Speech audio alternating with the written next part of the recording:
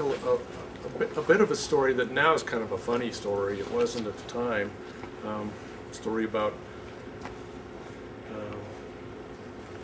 bad communication or bad planning or a change in the rules, I'm not sure which. When the city approved the construction permit, one of the regulators told us that we didn't need an elevator, even though it was 2 stories. We had enough accessibility that we did not need an elevator. And then after we'd started the project and the building inspector came in and said, no, you've got to have a way to get to the 2nd story. So this thing, this lift, not quite an elevator, it's an elevator light, was the solution. And that's what it looks like it's stuck in there and doesn't quite fit because it was stuck onto the design. It doesn't quite fit. So again, this shell housed the production facility for more than 30 years. It was a single story, high ceiling to accommodate the press, but it was really poorly constructed, cinder block construction. The engineers found that the walls would not support this 2nd story, so the walls were torn down to about 1/3 their height, rebuilt, fortified, and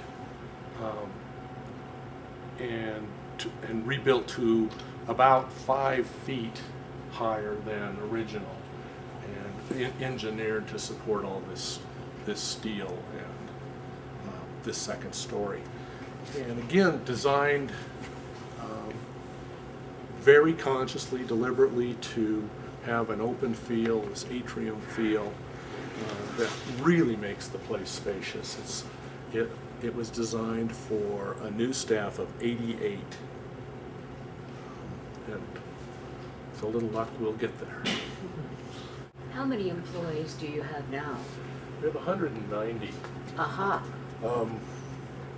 How many are here?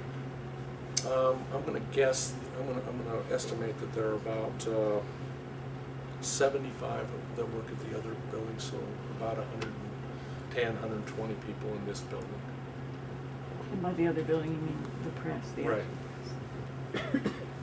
Rob, I don't know if it's the case. It used to be that New Mexican was like the 3rd or 4th largest employer in the city, but I don't know if it's the case anymore. It is one of the top private employers in the city. I don't really know where it ranks, but as you know, there aren't a lot of large employers outside of the units of government.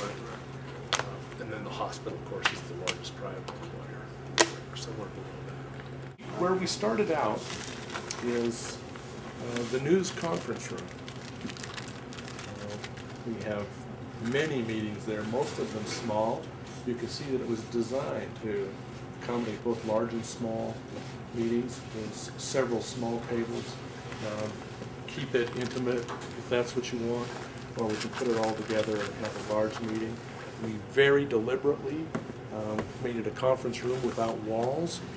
We want to operate transparently. We want to give the impression that we're open to the public. Anybody can wander through here and join our meetings, and it doesn't happen very often, but we try to make it inviting in that way.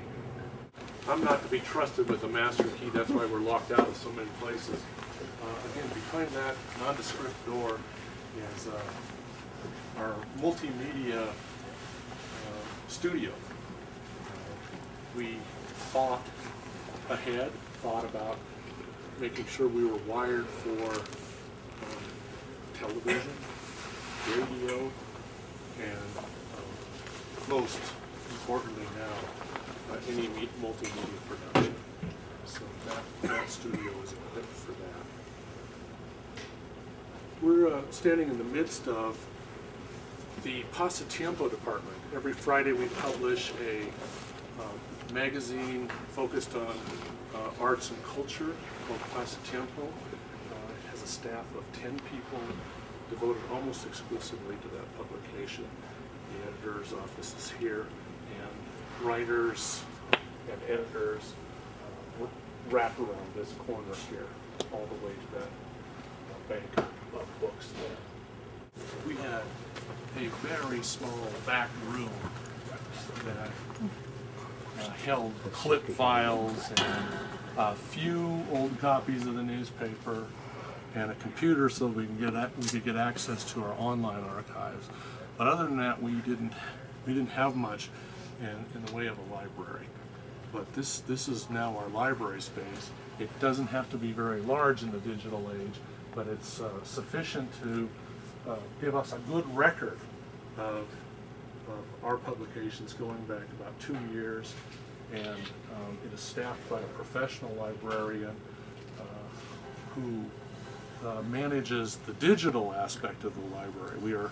We supply probably a dozen databases or electronic libraries that spread our news content around the world, and by delivering those to those database suppliers or vendors, we earn royalties based on access to our material.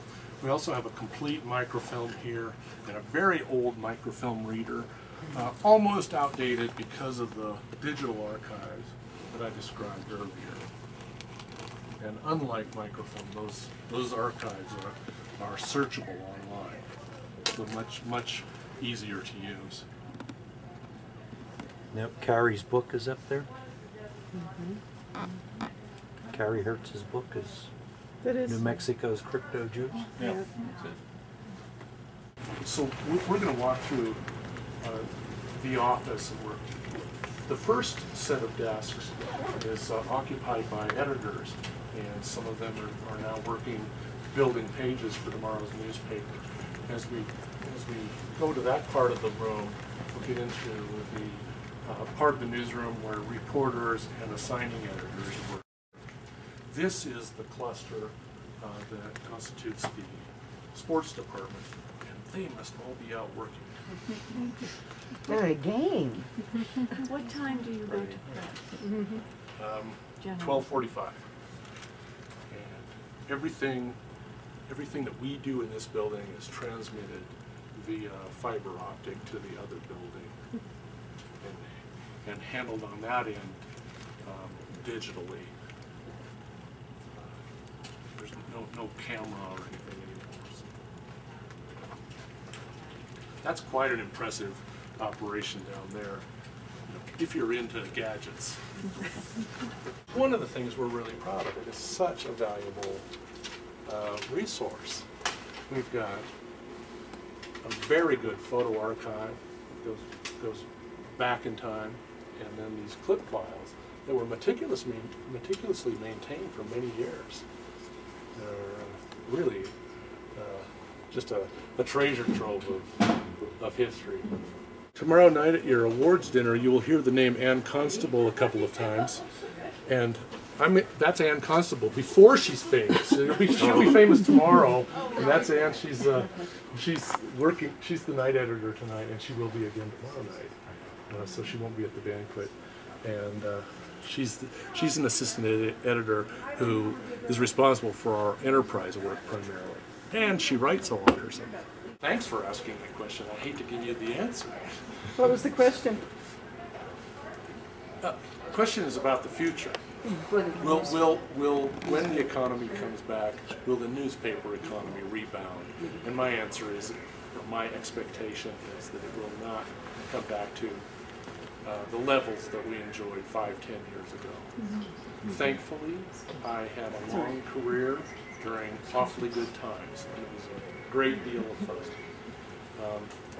It's still fun, but we've got to learn to scale back what we do, either the amount that we do or the depth that we put into some stories.